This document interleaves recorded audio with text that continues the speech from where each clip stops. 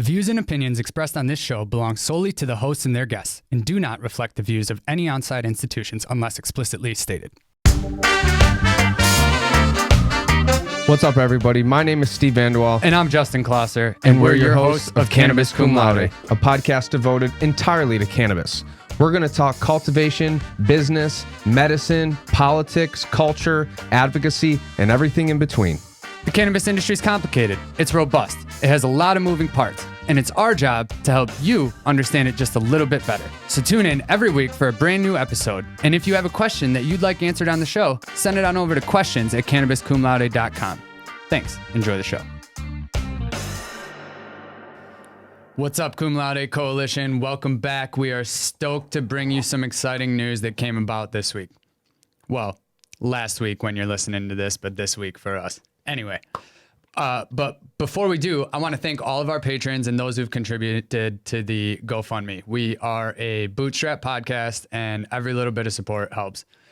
If you would like to contribute, go ahead and head on over to www.patreon.com/Cannabis Cum Laude, or you can find the link in the show notes. Also, we'd love you to come hang out with us in the Smoke Circle on Discord. If you're new to Discord, it's a great place to chat, post pictures, and even join up for virtual smoke sessions. There's no worries about the Facebook Goonies trying to suspend your account because you're talking about weed or anything like that, which is pretty cool, I think. Or the Instagram Goonies. Right, that's right.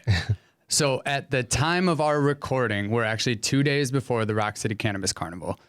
So at the time of your viewing, it's going to be after the fact. And we would love to know what you thought about that. So go ahead and shoot us an email or a comment with your impression of the carnival and send any pictures or videos our way. We're going to be putting together a recap video. So yeah, if you send something our way, it might be featured in that video, which could be pretty cool. And we'll give you credit too if you would like that. If you'd like to remain anonymous, that's fine as well.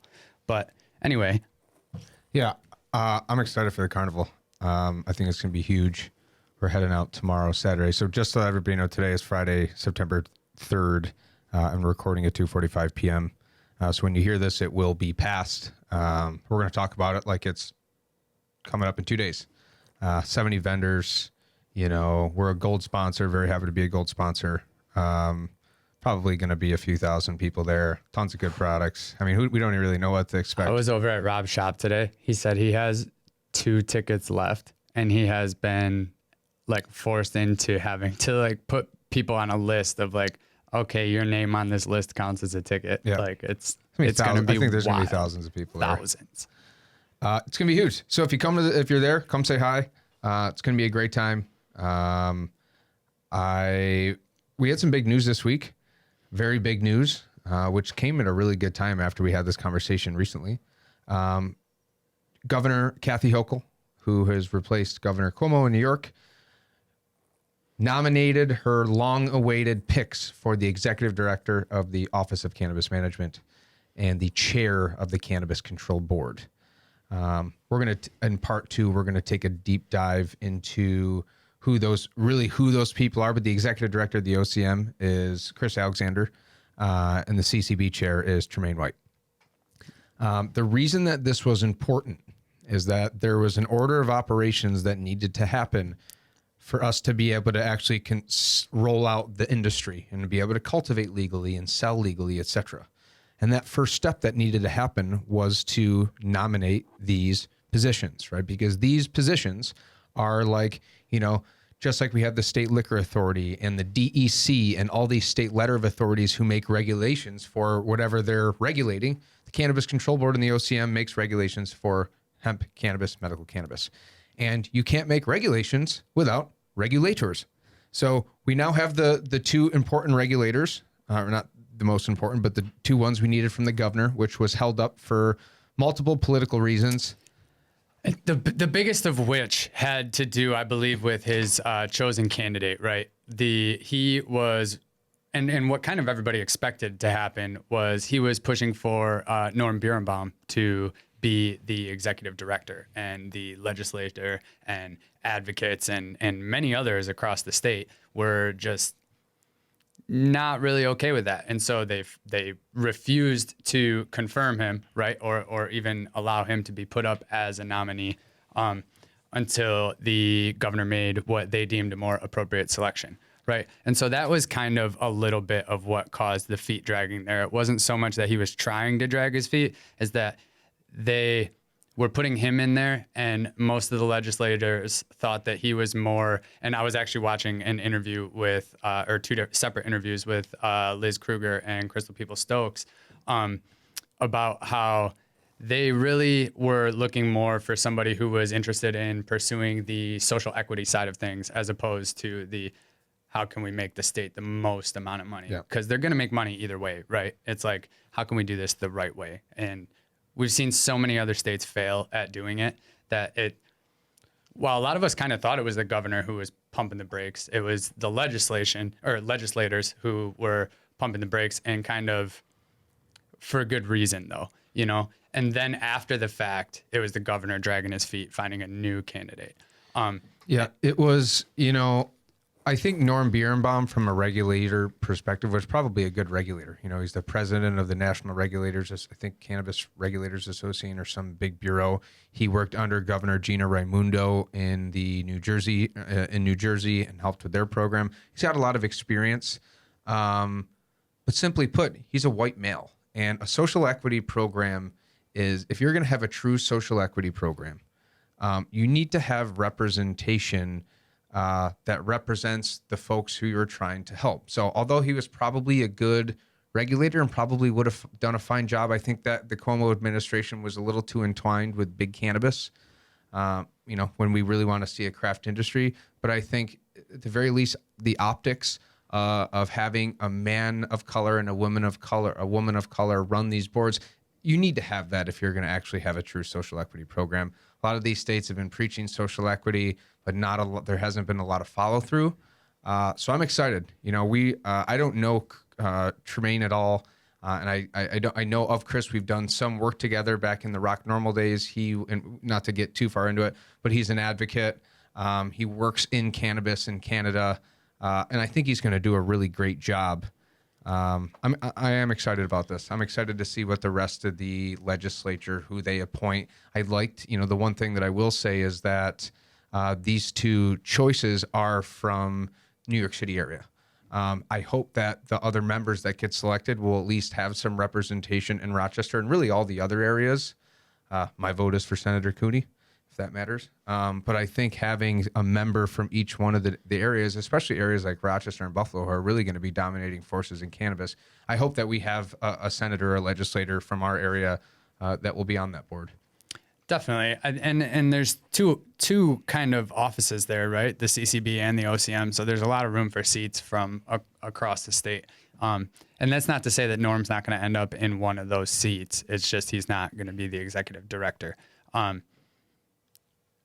How that plays out, nobody really knows, right?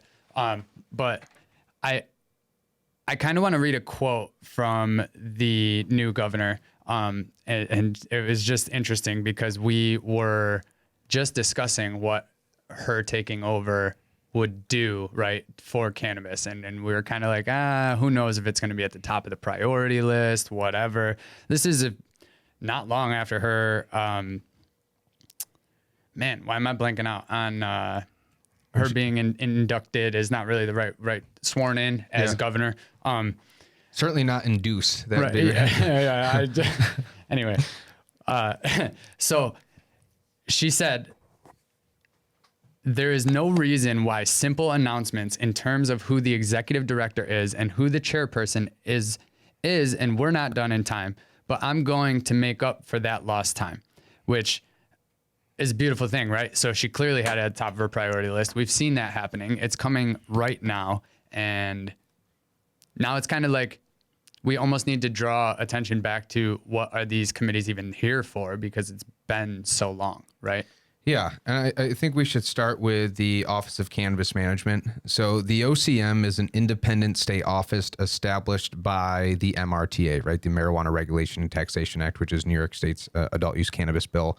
And this OCM will be housed within the Division of Alcoholic Beverage Board, which I think is like the State Liquor Authority. The OCM will provide a unified regulatory structure to comprehensively regulate and control the cultivation, processing, manufacturing, distribution, transportation, and sale of cannabis in New York State. This includes medical cannabis, adult use or retail cannabis, and cannabinoid hemp. The goal of the OCM is to ensure social justice, public health, and safety and economic development through a comprehensive regulatory framework that centralizes licensing, enforcement, and economic development functions. This is a very powerful board. I mean, this is going to be the folks that have, will be probably in charge of who gets the licenses, what are the rules. I mean, this is really, the who's who of cannabis. So if you're in the industry and looking to get into the industry and are doing some of your own government relations, find a way to make good by these people and talk to them and learn about them and become their friends, because it will help you in the future. Definitely. It is also important to note that the people who are going to be assigned to either of these boards are not allowed to have any vested interest in cannabis, or as far as like revenue is concerned. And that is to include wives, children, any close family members of that nature. Like you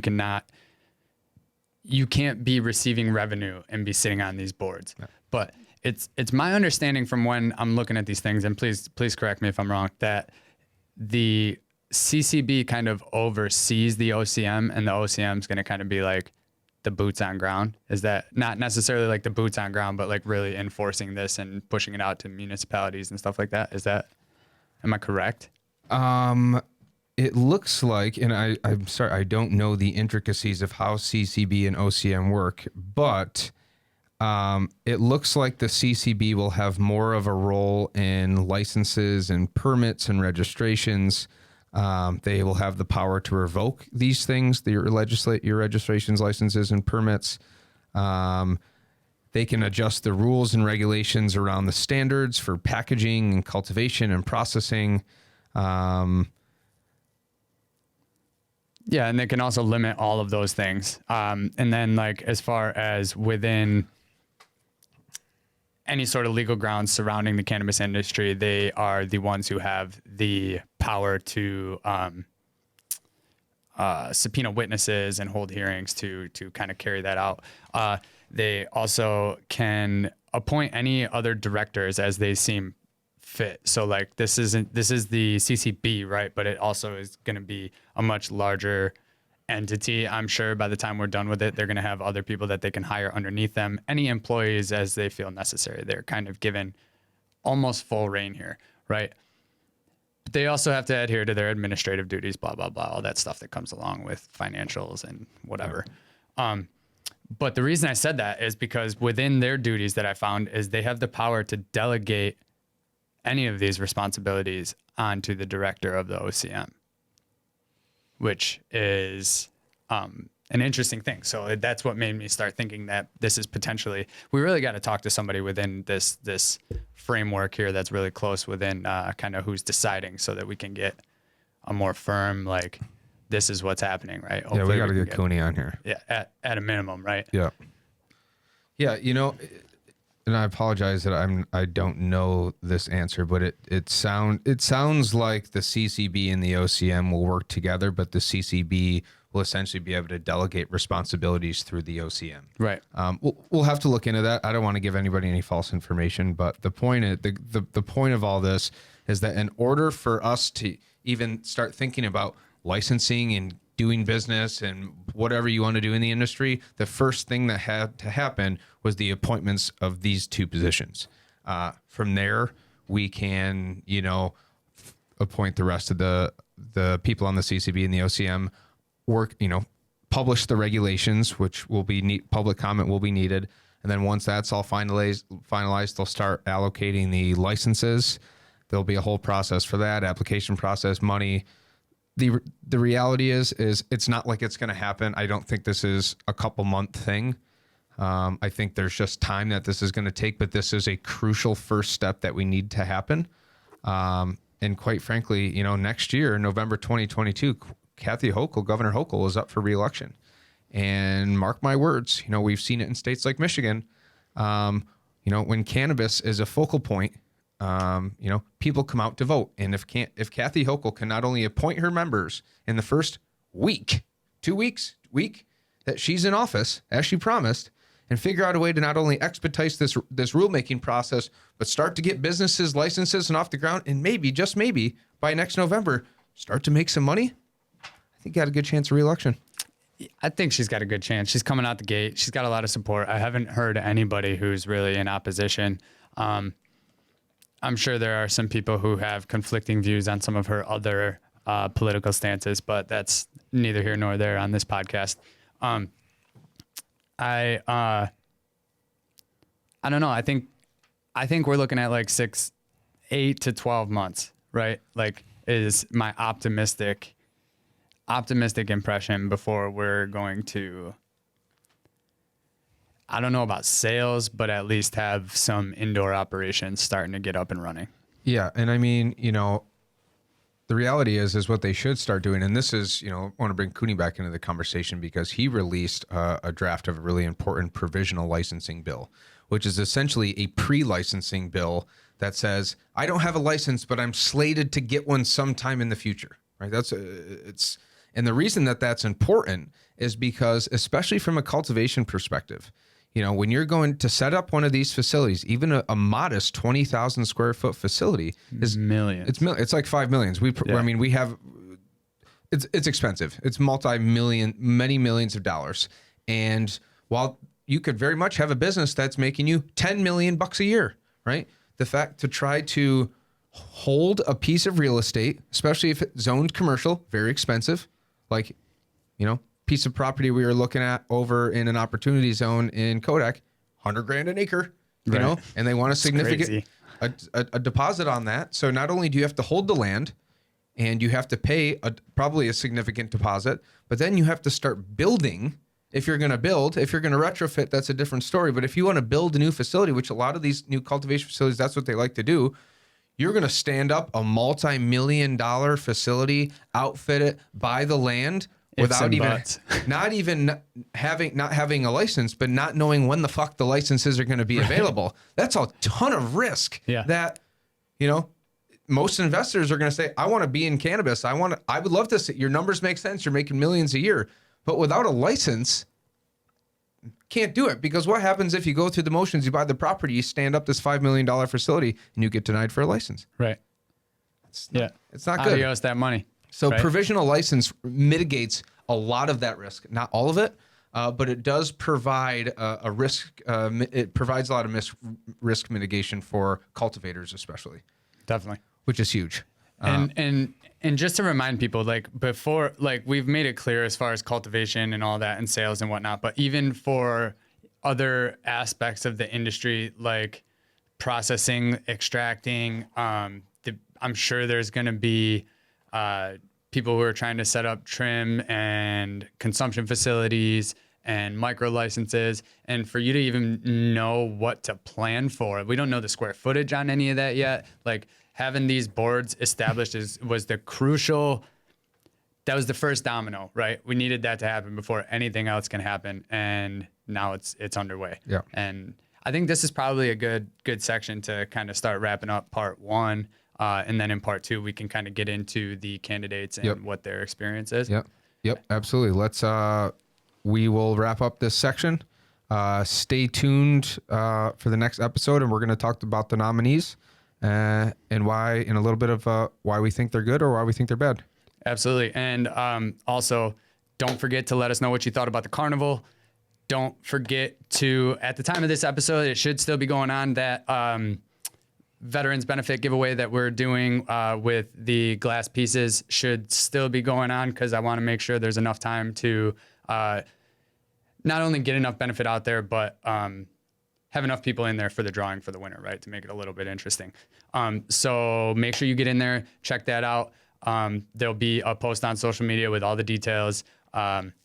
Hit the Discord, hit the Patreon, check us out on YouTube, like, subscribe, and don't forget to elevate your state of mind. Thanks to our friends here at Rockbox Recording and Production in Rochester, New York. They are a full professional podcast and video studio designed by a radio guy for podcasters. Audio, video, voiceovers, editing, whatever. Mouth off at Rockbox at rockbox.com. You can follow Cannabis Cum Laude on LinkedIn, Facebook, Instagram, Twitter, and Cannabuzz. Type Cannabis Cum Laude into your search bar and you should be able to find us, but the links will also be posted in the episode notes as well. If you want to help support the show, head on over to Patreon, and that will ensure that we're able to keep the best quality sound and video coming to you on a regular basis. And if you liked what you heard today, please don't forget to rate and review the show.